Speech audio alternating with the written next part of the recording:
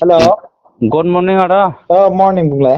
आदानाव एसे फिसा मोनसे बाथ्रा सोंनो नागिरदोंमोन आं दुखुथामोन। देलाय थाब थाब सोंदो। आदा माने जोङो डिफेन्सआव मावनाय ना सार्भिसा।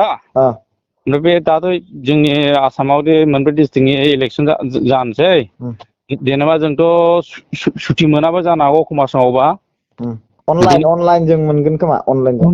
बेखौनोथ' आं दा आदा नोंनाव एसे माबा दङबा गांसेयाबो गांनैयाबो मोननो हागौना जोंना सारा। बेनि थाखायनो दा आं आदानाव एसे बे कुइसन आरोखि मोनसे मोनो ना मोना सोंनाया। जागोन दे आं बेखौ बे बाथ्राखौ आं माबा हरगोन दे। माने जोंनाव बिराद गोबां आंनि लोगोफोर दं जेरै जम्मु काश्मीराव सोंहरलायगासिनो आंनाव आरो आंनि लोगोफोर दङ आसामनि मानसिफोर गोबां दं आरोखि। दे माने जाय सानदों आं जोङो खमसेयावबो 15-20 गाहाम मोनखागोन आंनि माबायाव दा बे लोगोआव। आतसा।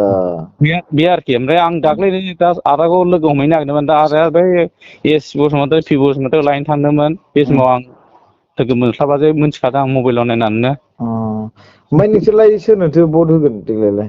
आदा मिथिखागौ जोंलाय मा जोंहा प्रमद सारा दंखायोना। जोंल' मा गासिबो आंनि लोगोफ्रानो 10-15 ग्रुप दंखायो आरो आं जेराव बुङो आरो अनेक गामियावबो फन हरो आं फौजि माबाफोरखौ जेराव जम्मु काश्मीराव लेह लादाखआव दंहैयो।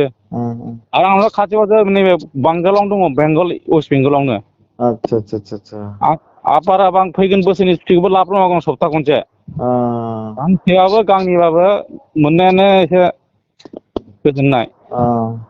माने बिसोरना सरखारा दा आदाया गाज्रि दामोन दा आदायाथ' बेसेबां साननो गोरों मानसि थेवब्लाबो आंनि गोसोनि फिउचारनि माबाखौ बुङो आङो। गोदान सोलायथारनांगौ आरोखि बे माबायाव।